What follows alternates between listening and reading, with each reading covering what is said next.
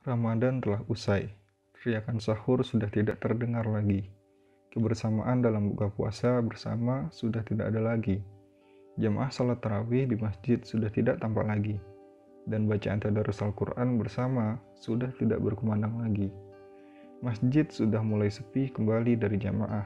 Terlebih lagi salat Isya dan salat subuh. Semua sudah kembali seperti sedia kala. Oleh karena itu, pantaslah untuk kita ingat sebuah pesan penting ini. Janganlah kamu tangisi Ramadan karena kepergiannya, namun tangislah amalmu yang telah ikut pergi bersama perginya Ramadan. Ramadan menyisakan keindahan beribadah dan kebersamaan dalam menjalankan ketaatan. Selama Ramadan kita berlatih selama sebulan penuh untuk menjadi manusia terbaik dengan menjalankan beragam ketaatan, menahan diri dari berbuat buruk, serta saling membangun kebersamaan dan kepedulian antar sesama. Ramadan ibarat training center, pusat pelatihan, selama sebulan dengan harapan dapat memenangkan pertarungan dan pertandingan yang sebenarnya dalam bulan-bulan setelahnya. 11 bulan ke depan adalah realitas senyatanya untuk menguji sejauh mana keberhasilan masa karantina pada bulan Ramadan itu berhasil dalam menghadapi lawan-lawan tangguh, yaitu hawa nafsu yang akan selalu mengajak pada keburukan. Dan aku tidak pernah menyatakan diriku bebas dari kesalahan karena sesungguhnya nafsu itu selalu mendorong kepada kejahatan, kecuali nafsu yang diberi rahmat oleh Tuhanku. Sesungguhnya Tuhanku Maha Pengampun, Maha Penyayang. Quran Surat Yusuf ayat 53.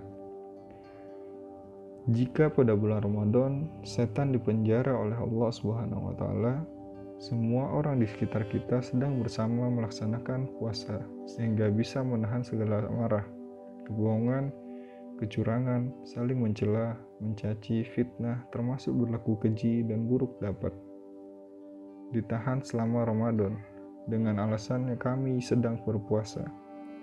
Bahkan waktu-waktu selama sebulan digunakan dengan berbagai aktivitas bernuansa ibadah, sehingga selama Ramadan seakan-akan ada suatu mekanisme otomatis kontrol sosial yang secara kolektif dilakukan. 11 bulan ke depan adalah hari-hari yang bebas. Tidak ada lagi kontrol kolektif yang memungkinkan setiap individu mampu menahan diri dari berbagai keburukan perilaku. Jadi, hanya kekuatan berlatih selama bulan Ramadanlah yang bisa menjadi modal dalam menghadapi berbagai realitas keburukan yang akan dihadapi ke depan. Disinilah pelajaran dari sekolah Ramadan ditantang untuk dapat dihadirkan dan diistiqomahkan dalam keseharian. Bisakah dalam hari-hari ke depan kita mampu menahan diri agar tetap menjaga kejujuran, menahan diri untuk tidak berkata dusta dan tidak berlaku curang, serta menahan diri untuk tidak meladeni perdebatan yang mengarah pada perbuatan keji dan mungkar? Ramadan telah melatih diri sekaligus menawarkan solusi bagi penyelesaian berbagai persoalan yang dihadapi manusia ke depannya. Terkait dengan persoalan pribadi, puasa menawarkan solusi melalui latihan selama sebulan dengan menahan diri terhadap berbagai keinginan yang terpendam. Melalui puasa dan ritual Qiyamul Lail terkait dengan persoalan interaksi sosial, puasa Ramadan mengajarkan dan melatihkan diri kita agar berlaku jujur, tidak curang, amanah, dan berbuat baik lainnya. Ramadan telah melatih diri untuk terus membersamai Al-Quran, membacanya, merenungi maknanya, dan menjadikannya pedoman dalam setiap tindakan. Oleh karena itu, sepatutnya lah setiap kita saat menghadapi persoalan hidup, kita harus menanyakan kepada Al-Quran terlebih dahulu. Bagaimana Al-Quran menuntunnya? Karena memang sejatinya Al-Quran turun ke muka bumi itu untuk menjawab berbagai persoalan manusia sebagaimana Jibril alaihissalam membawa wahyu ini kepada Nabi Muhammad SAW untuk menjawab beragam persoalan yang dihadapi Nabi SAW saat menjalani kehidupan. Ramadan juga telah melatih diri kita untuk banyak bersedekah kepada siapa saja, peduli kepada kaum papa, suka memberi makan pada orang lain, bersedia menyisihkan sebagian harta untuk kaum duafa, dan secara teliti mencatat setiap harta yang kita peroleh untuk dikeluarkan zakat malnya. 2,5% dari harta.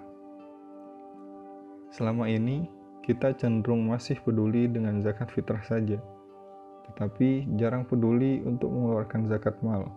Inilah saatnya kita peduli. Ramadan juga melatih kita untuk terus meramaikan masjid dengan salat berjamaah dan aktivitas sosial keagamaan lainnya, termasuk kegiatan pemberdayaan masyarakat secara luas, sehingga masjid mampu menjadi pusat aktivitas keumatan untuk membangun masyarakat yang lebih peduli kepada sesama.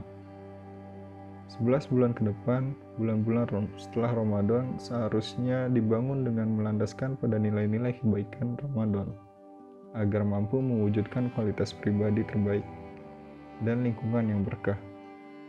Oleh karena itu, jangan sampai semua kebaikan Ramadan itu hilang bersama perginya Ramadan yang menjadikan perilaku kita kembali seperti tidak pernah berlatih selama Ramadan. Jika demikian, ketahuilah bahwa kita sejatinya telah gagal dalam Ramadan kita. Mari, sejak saat ini istiqomahkanlah Ramadan kita. Akhirnya, janganlah kamu tangisi Ramadan karena kepergiannya, karena ia pasti akan kembali lagi. Namun tangisilah dirimu saat Ramadan datang kembali, sedangkan dirimu tidak lagi bersamanya sebagaimana dikatakan oleh Imam Al-Haddad. Janganlah tumpahkan air mata atas kepergian Ramadan, karena Ramadan pasti akan kembali.